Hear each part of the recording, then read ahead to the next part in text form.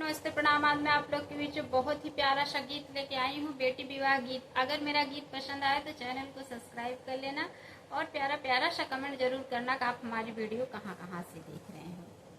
अंगना बटोरी सीता घुरवा लगावैयर जामी गए चंदन के पेड़ रे नवायर जामी गए चंदन के पेड़ रे ललनवा।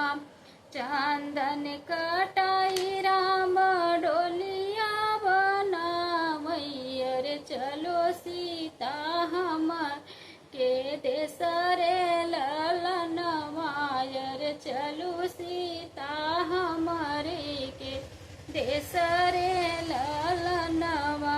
कैसे के चली स्वामी तोहरे के देशवायर पापा भी न रहलियो न जाई रे ललनवा। आयर पापा भी न रहलियो न जाई रे ललनवा।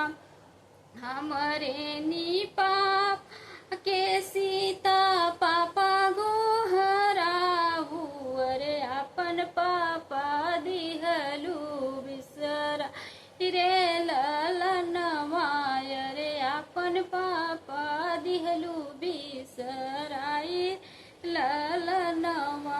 अंगना बटोरी सीता घुरवा लगावैयर पिगाए चंदन के पेड़ रे ललनवायर हमी गए चंदन के पेड़ रे ललन। चंदन कटाई राम डोलिया बनावैयर सीता हमरे के देश रे ललनवायर सीता हमारी के देश रे ललनवा। कैसे के चली स्वामी तोहरी के देशवायर चाचा न रहलियो न जाई रे लल हमायर चाचा भी न रहलियो न जाई रे ललनवा। हमरे नी चाचा के चाचा गोहराहू अरे अपन चाचा दी बिसराई रे ललनवा। रे अपन चाचा दी बिसराई रे ललनवा। अंगना बटोरी सीता घुरवा लगावैयर गए चंदन के पेड़ रे ललनवायर गए चंदन के पेड़ रे ललनवा। चंदन कटाई राम डोलिया सजावैयर सीता हमारे के देश रे ललनवायर सीता हमारी के देश रे ललनवा।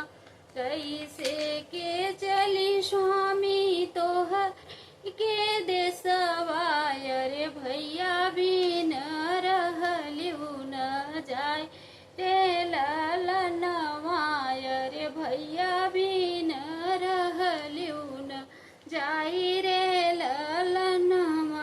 हमरे नी भैया के भैया वो आहू अरे अपन भैया दिहू बिसराई रे ललनवायर अपन भैया दिहू बिसरा रे ललनवा। अंगना बटोरी सीता घुरवा लगावैयर गए चंदन के पेड़ रे ललनवाय जामी गए चंदन के पेड़ रे ललनवा। गीत पसंद आए तो चैनल को सब्सक्राइब कर लेना और प्यारा प्यारा सा कमेंट जरूर करना।